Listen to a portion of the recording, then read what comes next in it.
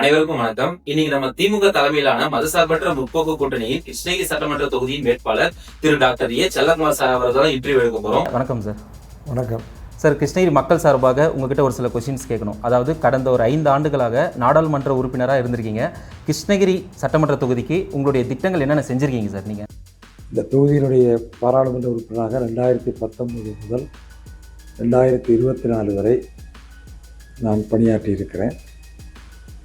ஜோலார்பேட்டையில் இருந்து கிருஷ்ணகிரி மார்க்கமாக ஓசூருக்கான ரயில்வே திட்டம் 1998 அதற்கான முதல் சர்வே எடுக்கப்பட்டது.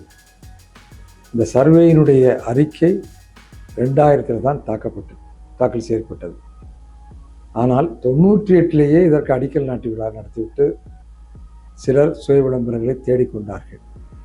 இது முழுமையாக மக்களை ஏமாற்றுகிற ஒரு செயல். ரயில்வே போர்டு அதிகாரிகள் எல்லாம் கலந்து பேசி அவர்களை புரிய வைத்து, வெள்ளைக்காரர்கள் காலத்தில் ரயில் ஓடிய போது அன்றைக்கு இருந்த வருமானம் ரயில்வே துறைக்கு எவ்வளவு லாபகரமாக இருந்தது என்பது புள்ளிவர்களெல்லாம் சேகரித்து கொடுத்து இறுதியாக 2022 ஜூன் திங்கள் 14ஆம் தேதி நான் மத்திய அமைச்சர் ரயில்வே அமைச்சர் அஸ்வினி வைஷ்ணவ் அவர்களை சந்தித்து அவருடைய மிக விரிவாக விளக்கம் அளித்து பிறகுதான் அவர் உங்களுக்காக உங்கள் ஒருவருக்காக மட்டுமே இந்த திட்டத்திற்கு நான் ஒப்புதல் தருகிறேன்னு அவர் கையெழுத்து போட்டார். அன்றைக்கி தான் அந்த அறிக்கையும் டெல்லியில் சமர்ப்பித்து விட்டு தான் என்னுடைய பதவி காலத்தில் இப்போ ஃபைனான்சியல் சாங்ஷனுக்கு தான் வெயிட் பண்ணணும். ஓகே, அதுதான் சமர்ப்பிக்கப்பட்டிருக்கு. அடுத்த 5 ஆண்டுகளில் வரதுக்கு சான்சஸ் இருக்கா சார்? எந்த நேரம் எந்த பட்ஜெட்டில் வேணாலும் வரலாம். பட்ஜெட்டுக்கு முன்னாடியும் வரலாம். ஓகே, வரக்கூடாதுன்னு இல்லை.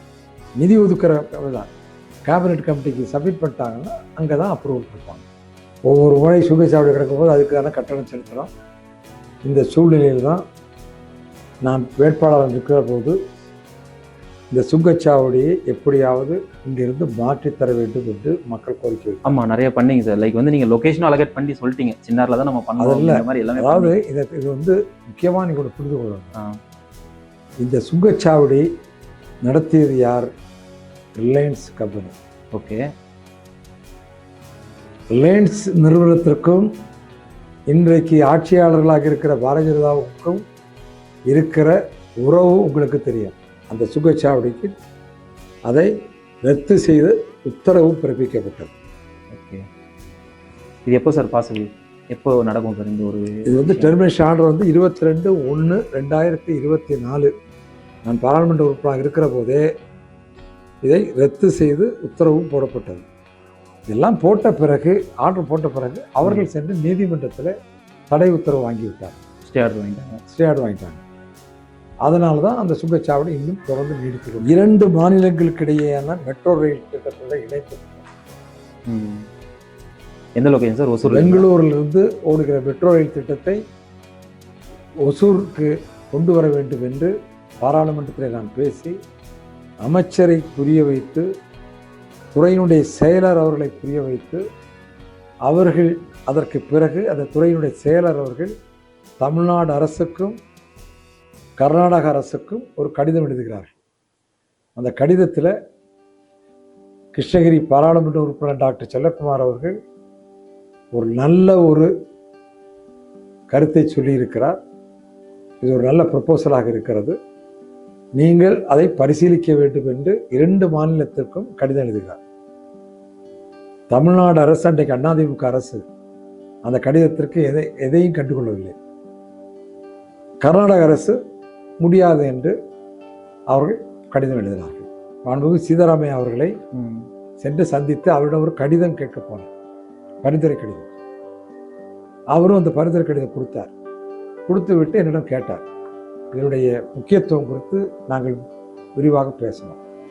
அப்பொழுதுதான் அவர் வந்து, டாக்டர், இதனால் உங்கள் தொகுதி மக்கள் அதில் பயன்பெறுவார்களா என்று கேட்டால், நான் சொன்னேன், என்னுடைய தொகுதி மக்கள் லட்சக்கணக்கான பேர் பயன்பெறுவார்கள், கர்நாடக மாநிலத்தை சார்ந்தவர்களும் பல லட்சம் பேர் பயன்பெறுவார்கள் என்று சொன்னபோது, அப்படி என்னால் நானே நேரில் வந்து முதலமைச்சரை சந்திக்கிறேன்னு சொல்லி முதலமைச்சருக்கு தொலைபேசியில் அழைத்த போது முதலமைச்சர் ஹூப்ளியில் இருந்தார். அப்போ அவர் உடனே சாயந்தரம் ஃப்ளைட்டில் நான் வந்துடுறேன், நான் வந்து உங்களை சந்திக்கிறேன்னு சொன்னபோது மாண்புமிகு சித்தராமையா அவர்கள் ஏறத்தாழ 3-3.5 மணி நேரம் இந்த பிரச்சனைக்காக நான் கேட்டுக்கொண்டதற்காக எதிர்கட்சி தலைவர் அறையிலேயே அமர்ந்திருந்து, அதற்கு பிறகு முதலமைச்சர் வந்த தகவல் வந்த பிறகு என்னை அழைத்து சென்று முதலமைச்சரை சந்திக்கிறோம்.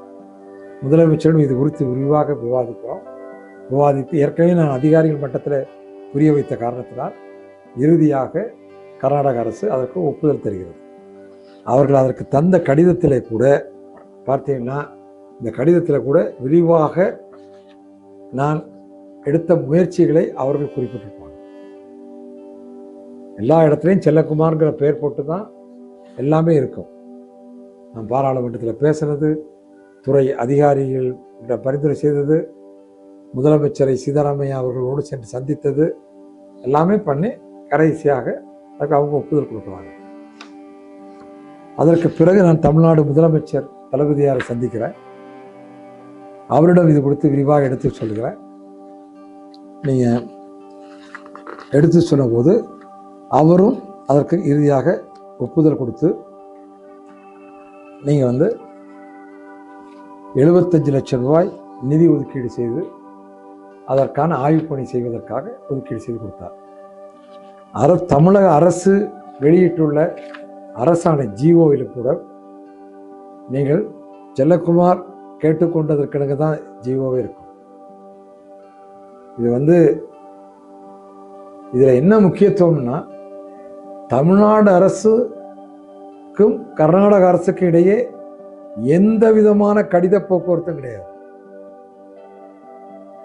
சம்பந்தப்பட்டவர்கள் அவர்கள் 2 பேர், அவர்கள் 2 பேருக்கு இடையில எந்த விதமான கடித போக்குவரத்தும் கிடையாது.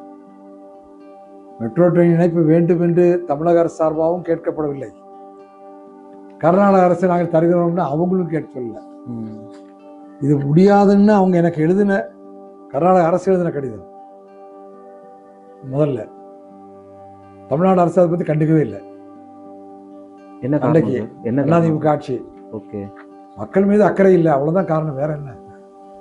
இந்த கான்செப்டிலேயே இந்த கொள்கை ரீதியான இந்த மெட்ரோ ட்ரெயின் சம்பந்தப்பட்ட கொள்கை ரீதியாக 2 மாநிலங்களுக்கிடையே மெட்ரோ ரயில் இணைப்பு கொடுப்பதற்கு எந்த விதமான வழிமுறைகளும் இல்லை, இது கிடையாது அப்படின்றாங்க. அப்போ நான் கேட்டேன், டெல்லிக்கும் நோய்டாவிற்கும், உத்தரப்பிரதேசத்தில் இருக்கிற நோய்டாவிற்கும் இடையே இது போகுது. அதே போல டெல்லிக்கும் ஃபரிதாபாத், ஹரியானாவில் இருக்கிற ஃபரிதாபாத்துக்கு இடையில கூட மெட்ரோ ட்ரெயின் போகுது. அப்போ அதெல்லாம் 2 மாநிலத்துக்கு இடையே போகும்போது ஏன் எங்கள் மாநிலத்துக்கு வரக்கூடாதுன்னு கேட்ட போது தான் அவர்கள் எனக்கு விளக்கம் தந்தார்கள்.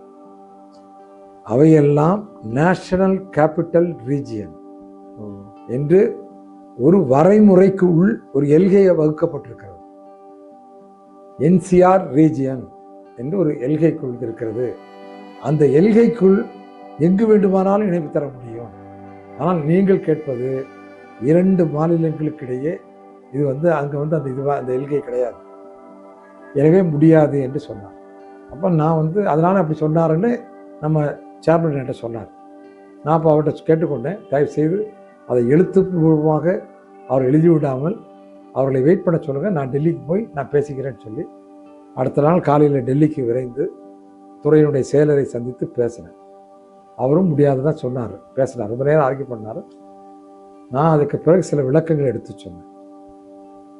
நான் இப்போ அவரோட சொன்ன கருத்து என்னன்னா, டாக்டர் அம்பேத்கர் அவர்களால் கொண்டு வரப்பட்ட அரசியலமைப்பு சட்டம் 1950 அமல்படுத்தப்பட்டது. அந்த சட்டத்தை தான் இன்றைக்கு வரைக்கும் அதே ஷரத்துக்களோடு நம்ம பயன்படுத்தி கொண்டிருக்கிறோமா? இல்லையே. ஒவ்வொரு பாராளுமன்ற கூட்டத்தொடரிலும் குறைந்தபட்சம் ஒரு 4-5 அமெண்ட்மெண்ட் கொண்டு வரோம்ல, திருத்தங்கள் கொண்டு வருகிறோம். எதற்காக? இன்றைய காலகட்டத்தின் தேவைக்கேற்ப திருத்தங்கள் செய்யப்படுகிறது. எனவே மெட்ரோ ட்ரெயினை பொறுத்தவரை அந்த கான்செப்ட் உருவாக்குகிற போது அன்றைக்கு தேவையில்லாமல் இருந்திருக்கலாம், ஆனால் இன்றைக்கு லட்சக்கணக்கான மக்களுடைய தேவை அதில் இருக்கிறது. கண்டிப்பா. எனவே இன்றைக்கு நாம் மாற்றிக்கொள்வதில் தவறில்லை என்று சொல்லி புரிய வைத்த பிறகு அவர் நான் அப்படி என்றால் நான் அமைச்சர் அவர்களோடு கலந்து பேசி அதிகாரியோடு பேசி சொல்லுகிறேன்னு சொல்லி உத்தரவு பிறப்பிக்கிறேன்னு சொல்லி அதற்கு பிறகுதான் மத்திய அரசுடைய அனுமதியும் கிடைத்தது. இப்போ அது எந்த நிலைமையில இருக்கு சார்? அதற்கு பிறகு ஆய்வறிக்கையும் சமர்ப்பிக்கப்பட்டு விட்டது. இனிமேல் அதில் இருக்கிற தடைக்கற்களை நீக்கி முயற்சி எடுத்தால் நிச்சயமாக மெட்ரோ ட்ரெயின் இணைப்பு வரும். நான் பாராளுமன்ற உறுப்பினராக இருக்கிற போது என்னுடைய கடமையை நான் செய்து முடிச்சிட்டேன். ஏன் நம்ம ஊருக்கு ஒரு மருத்துவக் கல்லூரி கொண்டு வரக்கூடாது என்று அன்றைக்கு நான் பாராளுமன்றத்தில் பேசி மத்திய சுகாதாரத்துறை அமைச்சர் டாக்டர் ஹர்ஷவர்தனை சந்தித்து பேசி அதுக்கப்புறம் அதிகாரிகளை சந்தித்து பேசி அவர்கள் என்ன சொன்னாங்கன்னா, தமிழ்நாடு அரசு பரிந்துரை செய்தால் நாங்கள் அதை பரிசீலிக்கிறோம். நான் தமிழ்நாடு முதலமைச்சர் எடப்பாடி பழனிசாமி வந்து சந்தித்தேன். அவரிடம் கேட்டேன், தமிழ்நாடு அரசு பரிந்துரை செய்தால் மருத்துவக் கல்லூரி தருகிறார்கள் என்று சொல்லியிருக்கிறார்கள், எனவே நீங்கள் அதை பரிந்துரை செய்யுங்க அப்படின்னு. முடியவே முடியாது என்று மறுத்து சொன்னார். ஏன் என்று கேட்டேன். நீங்கள் பாட்டுக்கு பரிந்துரை கடிதம் கேட்டுருவீங்க, அதுக்கப்புறம் 300 கூட நிதி நான் ஒதுக்கணும், அதனால் அதெல்லாம் என்னால் முடியாது, தயவுசெய்து நான் அனுப்பவே மாட்டேன்ட்டேன். நான் எவ்வளவோ மன்றாடி கேட்டேன், அனுப்பவே மாட்டேன்ட்டார். எந்த கோயிலிருந்து என்னால் சத்தியம் பண்ண முடியும்? அவர்கள் ஆட்சியை கொண்டு வந்தார்கள்னு இப்போ பெருமை பேசுகிறாங்க, இவர் போய் சொல்கிறாரு.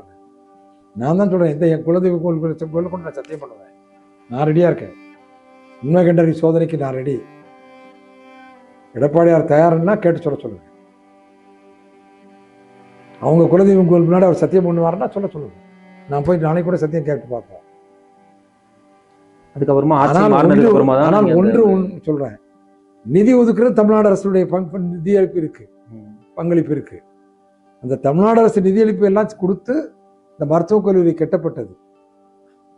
ஏறத்தாழ ஒரு சுமார் 400 கோடிக்கு மதிப்பீடு செய்யப்பட்டு அதுக்கு வந்து மருத்துவக் கல்லூரி கட்டப்பட்டது. எந்த இடத்தில் நின்று நான் சத்தியம் செய்ய முடியும்? ஒரு சிங்கிள் டீ கூட நான் அத்தனை கோடி ரூபாய் திட்டத்தை பெற்றுக் கொடுத்ததிலிருந்து நான் குடித்ததில்லை. இந்த ஒப்பந்ததாரிடமிருந்தோ அது துறை சம்பந்தப்பட்ட யாரிடமிருந்து நான் குடித்ததில்லை. என்னை எதிர்த்து போட்டி போடுகிற அன்றைக்கு சட்டமன்ற உறுப்பினராக இருந்தவர், நான் சொல்லுகிற இந்த சவாலை அவர் ஏற்று சொல்ல முடியுமான்னு அவரை கேட்டு சொல்லுங்கள். இல்லை அவங்க குருநாதர் சொல்லட்டும், நாங்கள் ஒரு சிங்கிள் டீ கூட இந்த ஒப்பந்ததாரிடமிருந்து குடித்ததில்லை அப்படின்னு மக்கள் முன்னால் அவர்கள் சத்தியம் பண்ண சொல்லுங்க. இல்லை உண்மை கண்டறியும் சோதனைக்கு நான் தயார், அவர்கள் தயாரான்னு கேட்டு சொல்லுங்க. மருத்துவக் கல்லூரி அவர்கள் கொண்டு வந்தார்கள் என்று சொல்வதை விட மருத்துவக் கல்லூரி 18 லட்சம் மக்களுக்கு பயன்பெறும் என்று கேட்டபோது பரிந்துரை செய்யாத அவர்கள், எதிர்கட்சியை சார்ந்தவர்கள், அன்றைக்கு ஆளுங்கட்சியை சார்ந்தவர்கள், அந்த மருத்துவக் கல்லூரி கட்டிடம் கட்டியதில் 18 லட்சம் மக்களுக்கு பயன் கிடைக்குதோ இல்லையோ, அந்த கட்டிடம் கட்டுற துறையில் ஒப்பந்ததாரிடமிருந்து தனியார்களுக்கு பல கோடிகள் கமிஷனாக வழங்கப்பட்டிருக்கிறது என்பதை உண்மை கண்டறியும் சோதனைக்கு நானும் அவர்களும் அதற்கு உட்படுத்தப்பட்டால் அந்த உண்மை வெளியே வரும். இல்லை என்று மக்கள் மன்றத்தின் முன்னால் நின்று அவர்கள் சொல்ல தயாரா என்று கேட்டு சொல்லுங்கள். இது இந்த திட்டத்தை கொண்டு வந்தது. அதுபோல கேந்திரிய வித்யாலயா பள்ளி பலருடைய முயற்சி இருக்கு, இல்லை நான் சொல்லுவேன். ஆனாலும் கிடப்பிலே கிடந்தது. அதற்கு பிறகு நான் எடுத்து முயற்சி ஒவ்வொன்றாக நீங்கள் பார்க்கலாம். அந்த பள்ளியினுடைய என்னுடைய கடிதத்தில் தான் நீங்கள் பார்த்தீங்கன்னா துறை சம்பந்தப்பட்ட அனைத்து துறையிலும் அந்த கோப்புகள்லாம் பார்த்தீங்கன்னா நீங்கள் ஃபைல் மூவ் பண்ணது இதெல்லாம் ஒவ்வொரு செக்ஷனாக மூவ் பண்ணப்பட்ட ஒரு இருந்து கையெழுத்தாக்கூடியது. இதில் தான் நீங்கள் இத்தனையும் என்னுடைய செல்லக்குமார் என்கிற தனி மனிதனுடைய அந்த பாராளுமன்ற ஒரு மக்கள் அளித்த வாக்கு தான், அதனுடைய சக்தி தான். அதில் தான் இது அத்தனையுமே மூவ் ஆயிருக்கு. அப்படி மூவ் பண்ணப்படி தான் இந்த திட்டத்தை வந்து கடைசியாக எல்லாம் பற்றி தான் பார்த்தாலும் தெரியும், எல்லாமே அதில் மூவ் பண்ணது தான். அப்படி கொண்டு வந்து தான் ஒரு கட்டத்தில் வந்து கடைசியாக பொதுவாக இதற்கு வந்து என்னென்னா இறுதியாக வந்து சேலஞ்ச் மெத்தட் கமிட்டின்னு ஒரு கமிட்டி கூடும். ஒரு ஆண்டுக்கு ஒரு முறை கூடலாம், 2 ஆண்டுக்கு ஒரு முறை கூடலாம், சில வேளை 3 ஆண்டுகளுக்கு ஒரு முறை கூட கூடும். அந்த கமிட்டி தான் இதுக்கு அப்ரூவல் கொடுத்து அதுக்கு தான் கேபினட் அப்ரூவலுக்கு போகும். அப்போ வந்து நான் இதை முயற்சியெல்லாம் எடுத்து அமைச்சரை சந்தித்து அமைச்சருடைய துணையோடு தான் இதெல்லாம் எஃபர்ட்டை எடுத்து அந்த சேலஞ்ச் மெத்தட் கமிட்டிங்கிற அந்த கமிட்டிக்கு கொண்டு போவதற்காக அந்த தேதிக்கு அந்த பீரியடில் கூடுதலாக இருந்தது. ஒரு துறையினுடைய ஒரு அதிகாரி செய்த ஒரு தவறு, டிஸ்பேட்ச் கிளர்க்கு செய்த ஒரு தவறு, அவர் அதை வந்து சேலஞ்ச் மெத்தட் கமிட்டியில் ப்ரெசன்ட் பண்ண விட்டுட்டார். அதுக்கு முன்னாடியே கொண்டு போய் நான் சப்மிட் பண்ணிட்டேன், இங்கேருந்து அனுப்பிட்டோம். ஆனால் அவர் அந்த சேலஞ்ச் மெத்தட் கமிட்டியில் ப்ரெசன்ட் பண்ண தவறி விட்டார். நான் வந்து அதுக்கு அடுத்த நாள் அந்த கமிட்டி கூட்டத்துக்கு அடுத்த நாள் போய் அந்த உயர் அதிகாரி சந்தித்து கேட்குறேன், நேற்று அப்ரூவல் ஆகிடுச்சா அப்படின்னு கேட்கும்போது, என்ன டாக்டர் இவ்வளவு எஃபர்ட் எடுத்தீங்க ஆனால் கடைசியில் ஃபைலை கொண்டு வரலையே அப்படின்னாரு. சார் நான் ஃபைல் கொண்டு வந்து ஏற்கனவே சப்மிட் பண்ணிட்டோம், நாங்கள் அனுப்பிட்டோமே அப்படின்னு. இல்லையே ஃபைல் நேற்று வரலையே, டேபிள் இல்லை வரல அப்படின்னா.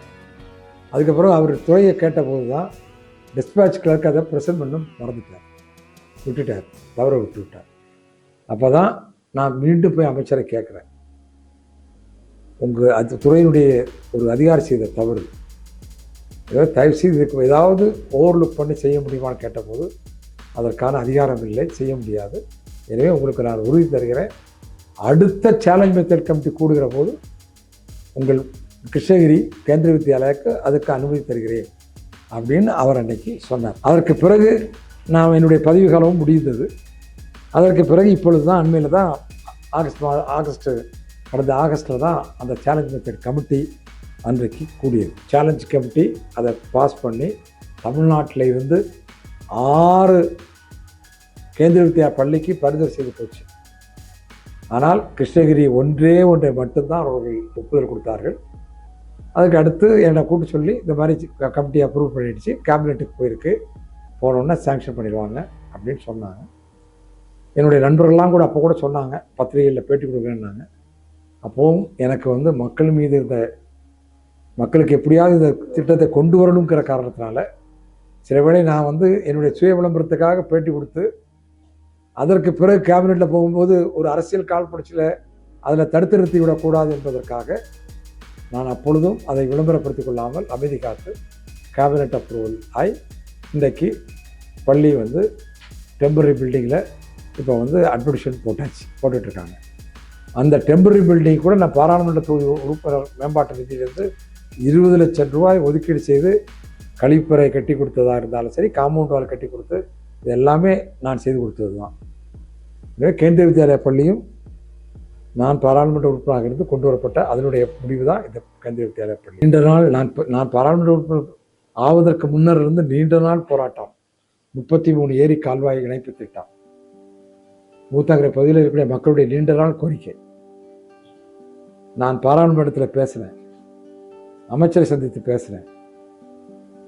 அப்போ அமைச்சர் வந்து எனக்கு கடிதம் மூலமே எடுத்து தந்திருக்கார், இது வந்து மாநில அரசு செயல்படுத்த வேண்டிய திட்டம், சில வேளை மாநில அரசு முடியாது என்று சொல்லிவிட்டார்கள் என்று சொன்னால் நாங்கள் அதற்கு நிதி ஒதுக்கி நாங்கள் அதை எடுத்து செயல்படுத்துகிறோம் அப்படின்னு எனக்கு கடிதம் எழுதுறாங்க. அந்த கடிதத்தை எடுத்து கொண்டு போய் நான் அதிகாரிகளை சந்திச்சு சொன்னேன், தமிழ்நாட்டில் ஒன்று நீங்கள் இதை செயல்படுத்துங்க, இல்லை முடியாதுன்னு எங்கள்கிட்ட சொல்லுங்கள், எங்கள் மக்களுக்கு இது முக்கியமான திட்டம். நான் முதலமைச்சர்கிட்ட கூட கேட்டிருக்கேன், இது இந்த 33 ஏரி கால்வாய் திட்டம் முதலமைச்சர்கிட்ட பேசியிருக்கேன், எடப்பாடியார் தான் அப்போ இருந்தார், கேட்டிருக்கேன். அதற்கு பிறகுதான் அந்த திட்டத்திற்கு ஒப்புதல் கொடுக்கப்பட்டது. பிறகு திராவிட முன்னேற்ற கழக தலைவர் தளபதி முதலமைச்சராக பிறகு நிதி ஒதுக்கீடு செய்யப்பட்டது. ஆனால் இதனுடைய வரலாறு பின்னணியில் இதுதான். அன்றைக்கு தமிழ்நாடு அரசு நிதி ஒதுக்குவதற்கு ஒப்புக்கொள்ளவில்லை என்று சொல்லியிருந்தால், மறுத்திருந்தால் நான் வந்து மத்திய அரசிடமிருந்து நிதி பெறுவதற்கு அவர்கள் தயார்னு அவங்க எனக்கு கடிதம் அளித்தாங்க. அமைச்சரே கடிதம் எழுதியிருக்கார், அது எனக்கு கடிதம் இருக்கு. எனவே இவையெல்லாம் இதை போல பல திட்டங்கள். இதை விட முக்கியமாக இன்னொன்று என்னன்னா, கிருஷ்ணகிரியிலிருந்து ஊத்தங்கரை வழியாக திருவண்ணாமலைக்கான சாலை பல ஆண்டுகளாக குண்டும் குழியுமாக கிடந்தது. ஏற்கனவே ஒப்பந்த புள்ளி டெண்டர் எடுத்த கான்ட்ராக்டர் பாதியில் போட்டுட்டு போயிட்டார். இவங்க கேட்ட லஞ்ச பணம் கொடுக்க முடியல என்பதற்காக. லஞ்ச பணம் ஒரு பக்கம், ரோடு போடுறதுக்கு மணல் எடுக்கிறதுக்கு அந்த மணலுக்கு தனியாக கமிஷன், இப்படி இவங்க கொடுத்த கொடுமை தாங்க முடியாமல் பாதியில் போட்டு போயிட்டார். பல ஆண்டுகள் கிடப்பில் கிடந்தது. மீண்டும் நம்ம பாராளுமன்ற வந்த பிறகுதான் 450 கோடி ரூபா ஒதுக்கீடு பெற்று இன்றைக்கு அந்த சாலை 40 நிமிஷத்தில் ஊத்தங்கரை போக முடியுது. நான் வேட்பாளர் நிற்கிற போது கிருஷ்ணகிரியிலேருந்து ஊத்தங்கரை போகிறதுக்கு எனக்கு 2.5 மணி நேரம் எடுத்தது. அப்படியே ரோட்டில் போனோம், அப்படி விழுந்து தான் போனோம், அப்படி இருந்தது. அதுக்கான திட்டம் நீங்கள் கொண்டு வந்தது, நம்ம கொண்டு வந்ததான் 450 கோடி ரூபா நிதி ஒதுக்கீடு பெற்று இன்னைக்கு பார்த்தீங்கன்னா 40 நிமிஷம் ஊத்தங்கரை போக முடியுது. அப்போ மக்களினிடம் என்ன சொன்னாங்கன்னா, ஊத்தங்கரையில் உள்ள மக்கள், மத்தூரில் பகுதி மக்கள், இந்த மாதிரி பெரிய நேஷனல் ஹைவேல போகும்போது விபத்துகள் ஏற்பட வாய்ப்பு இருக்குது, எங்களுக்கு பாலம் கட்டி கொடுக்குன்னு கேட்டாங்க. அதற்கு பிறகு தனியாக அமைச்சரை பார்த்து திருப்பி 2 பாலத்துக்கு, மத்தூர்லையும் ஊத்தங்கரையிலையும் மேம்பாலத்திற்கு பிறகு அனுமதி பெற்று சுமார் 78 கோடி ரூபா அனுமதி பெற்று அந்த 2 பாலமும் கட்டி கொடுக்கணும். சார் செம ஷாக் ஆகுது சார். நிஜமா எனக்கே தெரியாது நீங்க தான் அந்த திட்டத்தை கொண்டு வந்தீங்க. இவ்வளவு திட்டங்கள் பண்ணிருக்கீங்கன்னு சொல்றீங்க. பட் ஆனா உங்க மேல ஒரு விமர்சனம் இல்லை சார். அதாவது இந்த மண்ணின் மைந்தன் நீங்க இல்ல அப்படின்ற மாதிரி விமர்சனத்துக்கு நீங்க என்ன கருத்து சொல்றீங்க? நான் தெளிவாக சொல்லியிருக்கிறேன். சுதந்திர இந்தியாவுக்கு முன்னர் வெள்ளைக்காரர்கள் ஆண்ட போது நம்மை ஆளுவதற்காக, அடக்கி ஆளுவதற்காக அனுப்பப்பட்ட மனிதர் தேனி மாவட்டத்தில் ஆட்சித்தலைவராக இருந்து மக்களை அவர் ஆண்டு கொண்டிருந்த போது அந்த மக்களுடைய வேதனைகளை உணர்ந்து கொண்டு, அவர்களுடைய இன்னல்களை உணர்ந்து கொண்டு, வாழ்வாதாரத்தை பற்றியெல்லாம் உணர்ந்து கொண்ட பிறகு அவர் மீண்டும் அவர்களிடம் சென்று தங்கள் பதவியை ராஜினாமா செய்துவிட்டு மீண்டும் இந்தியாவிற்கு அவருடைய சொந்த முயற்சியில் கட்டப்பட்டதுதான் முல்லை பெரியாறு டேம் என்கின்ற அந்த டேமை கட்டிய மாபெரும் மனிதர் பெனிக்விக். அவர் மண்ணின் மைந்தர் அல்ல.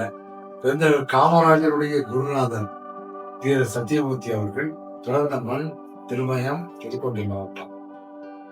ஆனால் சென்னை நகரத்து மக்கள் அவரை அந்த சென்னை நகரத்துடைய தந்தையாக, மேயராக அவரை தேர்ந்தெடுத்தார். தீர சத்தியமூர்த்தி சென்னையினுடைய மண்ணின் மைந்தர் அல்ல.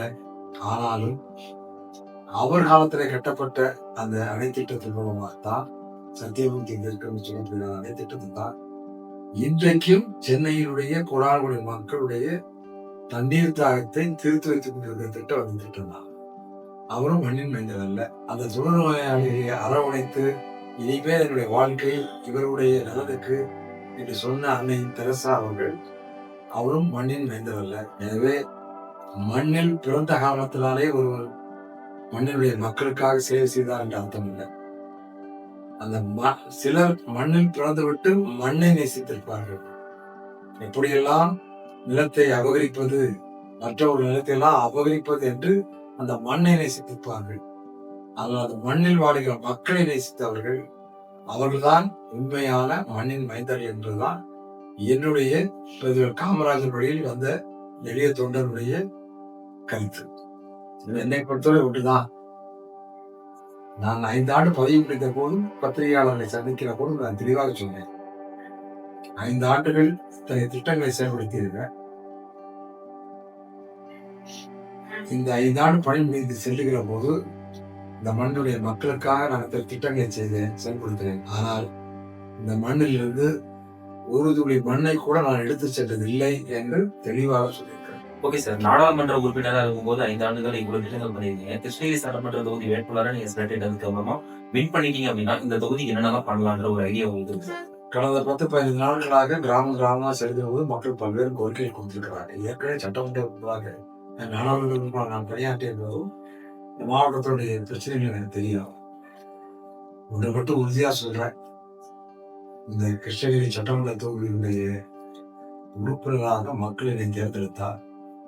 தமிழகத்தில் ஒரு முன்மாதிரியான சட்டமன்ற தொகுதியாக கிருஷ்ணகிரி சட்டமன்ற தொகுதியை உருவாக்கி தருவேன் என்பது மட்டும் என்னால் உத்தரவாதம் முடியும். இந்த மாவட்டத்து மக்கள் பல்வேறு தொழிற்சாலைகள் இருக்கு, அதை மாற்று கருத்தே கிடையாது. பல்வேறு பேர் வேலை பார்க்கிறாங்க. ஆனா கிருஷ்ணகிரி சட்டமன்ற தொகுதிக்குள் அது போன்ற பெரிய தொழில் நிறுவனங்கள் எதுவும் இல்லை. நீங்க ஒசூருக்கு போவோம், இல்லைன்னா ஷூ கம்பெனி தான், இந்த வேலை வெளியே தான் போகணும்.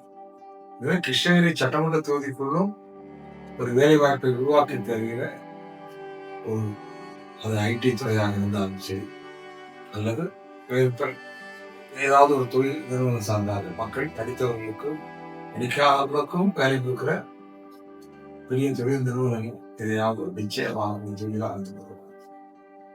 அது போல நீண்ட நாள் கோரிக்கை மக்களுடைய கோரிக்கை. அந்த தொகுதியை பொறுத்தவரைக்கும் மக்கள் மலர் மல்லி பூச்செடிகள் வளர்க்குறாங்க. இதெல்லாம் அவங்க உதவி குறைக்கிறதுக்கு நிற்கிறாங்க. நீண்ட நாள் கோரிக்கை அவங்களுக்கு ஒரு சென்ட் ஃபேக்டரி வேணும் என்பது நிச்சயமாக. அதுக்காக ஏற்கனவே நான் பராமரிப்பதை நான் டெல்லியில பல அதிகாரிகளை சந்தித்து பேசி அவர்களுடைய தகவலின் அடிப்படையில் சில தொழில் சென்ட் ஃபேக்டரி தயார் பண்றவங்க அவங்களோடய கலந்து பேசியிருக்கிறேன்.